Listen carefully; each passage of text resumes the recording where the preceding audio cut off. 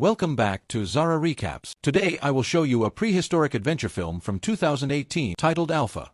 Spoilers ahead. Watch out and take care. 20,000 years ago in ancient Europe, a small group of hunters led by their chief, Tao, prepares to ambush a herd of steppe bison. They construct a wall of spears that forces the bison to stampede off a cliff, but 3 of them remain, and one particular bull targets Tao's son Kada. After brutally striking him with its horn, it drags him to the edge of the cliff, where Kada plummets into the abyss after Tao strikes the beast with his spear. This all begins 1 week earlier, when the teenagers of the tribe are evaluated on their spear-making skill. The only ones to succeed are Kada and his friend Kappa, so they will be taken on the last hunting expedition before winter arrives. As part of the ritual that marks them as adults now, they also get beaten up by the other men to learn that pain will accompany them, and they are blessed by the local shaman by the campfire. Later, while pretending to be asleep, Kada overhears Tao and his mother Ro talking. Ro does not think he is prepared to hunt because he leads with his heart, not his spear, but Tao believes Kada must do his part and demonstrate his worth to the tribe. The next morning, the hunting party departs after bidding farewell to their loved ones and receiving the shaman's blessing. Ro even gives Kada an extra piece of fur as a safety token. The party starts journeying across the land by following the sacred path left by their ancestors, who have made a series of rock sculptures that create a trail for them to follow. The hand paintings on these sculptures indicate the direction they must take to the hunting ground. During the journey,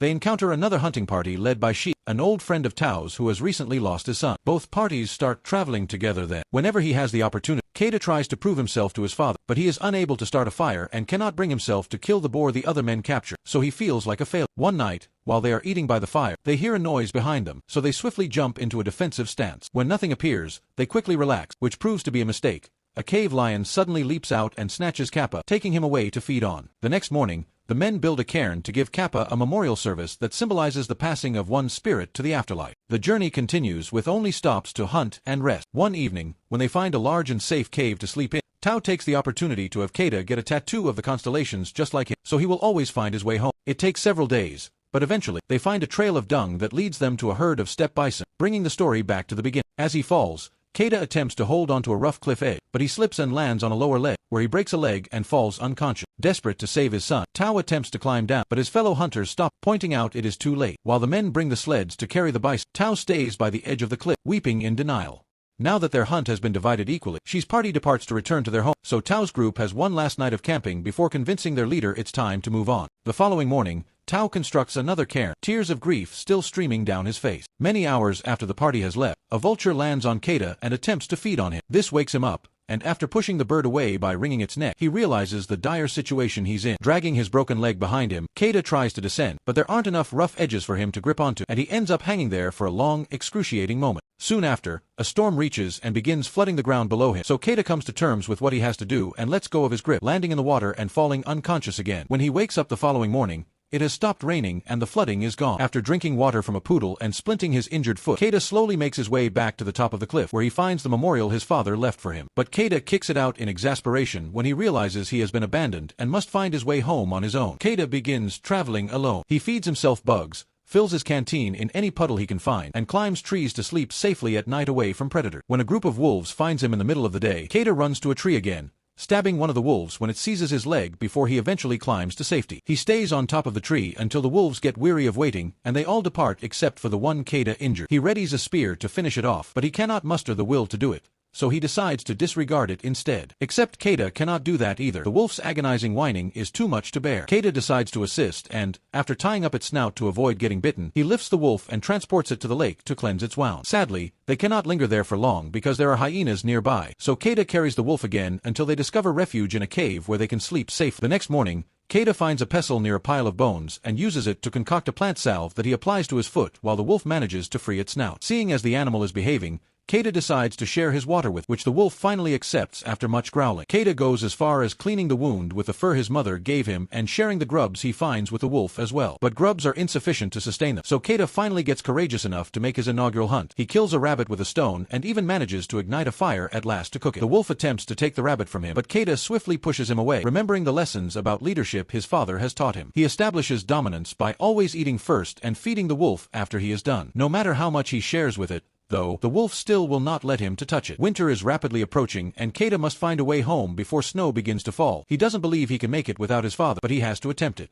After assembling enough provisions and grappling with the wolf to retrieve his fur, Keda exits the cave and starts trekking his way back, feeling exasperated because the wolf will not cease following him no matter how many times he says it to go away. Eventually, Keda relinquishes and embraces the wolf as his new travel companion, even training it to respond when he whistles. Their initial efforts at hunting together are a total failure, but after a few attempts, they figure out a method to synchronize their attacks and capture their prey with minimal effort. At night, Keda verifies their direction using the constellation tattoo on his hand, and the wolf starts sleeping beside him, even permitting him to touch it now that he has earned its trust. After an afternoon spent in the lake swimming and angling, Keda decides to name the wolf Alpha. Their journey is taking so long that winter eventually catches up with them and snow begins to fall. One evening while they are dining by the bonfire, they are approached by a pack of wolves that turns out to be Alpha's family. Understanding what it's like to miss your loved one, Keda tells Alpha to go with them, so now he is left to continue traveling alone. As time goes by, blizzards become more frequent, so Keda is struggling to make much progress each day, especially when he has a harrowing dream of Tao arriving home and giving Ro the terrible news. After a few days of trudging through yet another storm, he encounters Alpha and its pack, but when he runs toward them, the ice gives way under his feet, and he falls into the frigid water. As his mother's fur and most of his gear float away, Keda strikes the ice with his knife and manages to break enough to let Alpha pull him out. The two of them begin traveling together again, and later that night, Keda sleeps hugging Alpha to regain some warmth in his frigid body. After covering a few more miles, they find a trail of tracks that they follow to a hut, but unfortunately, the owner has frozen to death.